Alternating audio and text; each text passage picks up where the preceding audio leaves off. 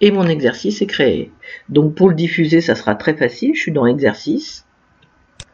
Je vais diffuser mes élèves. Donc là, je vais personnaliser le titre. Alors par exemple, je vais dire que c'est pour les 3e 7. Voilà, 25 élèves. Là, je vais pouvoir choisir soit la diffusion classique, c'est d'un seul morceau. Alors là, je vais faire qu'une seule partie, donc il y aura tout d'un coup.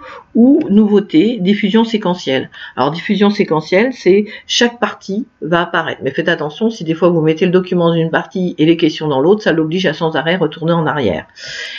Je peux faire une évaluation formative, c'est-à-dire qu'il n'y aura pas de notes, pas de pourcentage de réussite.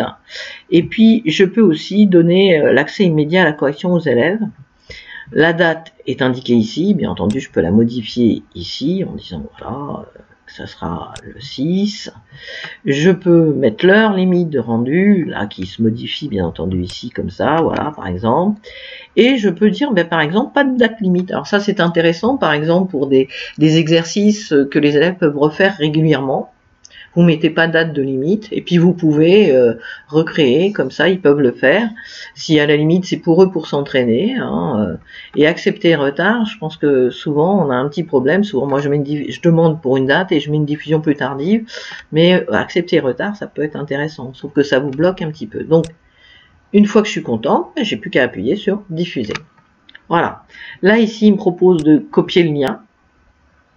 Donc ça, je peux parfaitement le mettre dans le cahier de texte, copier le lien dans le cahier de texte, ou l'envoyer par la messagerie si c'est un travail que vous ne donnez qu'à certains élèves. Donc je vais vous montrer à quoi ça ressemble. On va ouvrir Google Chrome. Voilà. Je vais coller dans la barre d'adresse, CTRL V. Donc ou copier, ou je fais un clic droit, copier, coller, j'appuie, et voilà l'interface qu'auront les élèves. Alors vous voyez que ce qui a changé, c'est que là on entre l'élève entre le pseudo ici, mais s'il oublie de le rentrer, il va à la fin, quand il va vouloir envoyer, il va falloir qu'il rentre son pseudo. Alors je rappelle, le pseudo, le prénom, l'initiale du nom, limitons quand même les données qui peuvent circuler, même si c'est plus sécurisé, et vous voyez que l'élève va pouvoir répondre à toutes les questions. Voilà. Vous voyez, par exemple, là, je vous montre. Là, l'élève, il va entourer en rouge le personnage mis en valeur. Donc là, je fais un contrôle moins pour avoir toute l'image. Et puis, voilà, je vais mettre en rouge. Je vais mettre comme ça, moyen. Et je vais entourer ce personnage-là. Je me demande comment il s'appelle. Voilà. Et puis, en bleu, ce qui nous montre que c'est une dictature, eh bien, c'est Ya. Voilà. Je demandais en bleu, et puis voilà. Donc voilà l'exemple, et puis vous avez là, l'élève il va pouvoir cocher, voilà, je vais bien répondre. Les SS sont l'origine de la gamme personnelle, oh, alors là je sais pas, mais je crois que c'est Hitler. Alors, je vais mettre Hitler sur majuscule. Et puis ici, je dois, là, c'est compliqué, mais c'est bien rangé, donc ça c'est bon. Quand je suis content, l'élève n'a plus qu'à envoyer son travail. Admettons qu'il veuille le refaire une nouvelle fois, il clique sur enregistrer. Donc là, comme j'ai pas mis de pseudo, vous voyez qu'il me demande de le mettre. Alors je m'appelle Véronique P, voilà, et je fais enregistrer. Et regardez bien ce qui se passe, arrive un code, ici, et donc le code, c'est le code de sa copie. Donc soit il se reconnecte à lacuisinière.com, il devra rentrer le nom, le code de l'exercice, donc ce code-là, et puis après le code de sa copie, pouvoir le modifier. Donc il appuie sur copier le lien, voilà.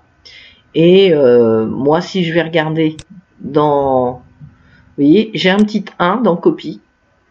Et si je vais voir, je vois que cette copie elle est en phase d'enregistrement, et d'ailleurs si je clique sur voir, il va me dire que c'est une copie temporaire, je ne peux pas la consulter. Voilà. Donc je vous montre quand même le final, quand l'élève est prêt et veut envoyer. Pour que vous voyez, là il y a le pseudo, il est marqué, il faut qu'il le coche ici. Alors vous voyez, c'est bien, c'est quand même assez respectueux, donc il s'engage à ne pas insulter, à ne pas diffamer, à respecter, voilà. Et après, il clique sur envoyer, et là il retrouve son code le code de sa copie qui est le même, Et donc il pourra soit accéder à la correction quand vous diffuserez la correction en rentrant le code de l'exercice et le code de sa copie, soit il peut directement copier ce lien-là qui lui permettra d'accéder à la correction quand ça sera diffusé. Voilà, donc je vais copier le lien. Alors, et je vais aller jusqu'au bout, voilà, je vais le coller là, comme ça on ira voir après. Je ferme cette page-là, voilà, et je vous montre direct. Alors vous voyez que là par exemple, il apparaît comme toujours enregistré, et j'ai essayé, quand je vais dans accueil, si je retourne dans copie, il m'apparaît comme enregistré, alors que la copie est envoyée. Donc c'est simple, on actualise, hop,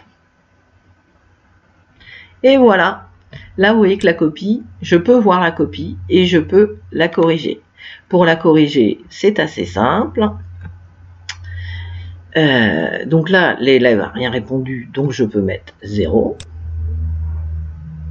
Je peux mettre 0. Voilà, excusez-moi, 0, c'est là. Voilà. Je peux donc rajouter un commentaire. Alors, la nouveauté, c'est que je peux vraiment rajouter un commentaire en texte ou un commentaire en audio.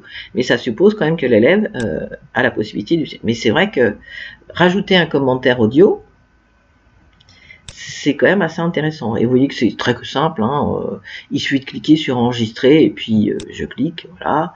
Je vais autoriser, bien entendu, se souvenir de cette décision. Je vais autoriser.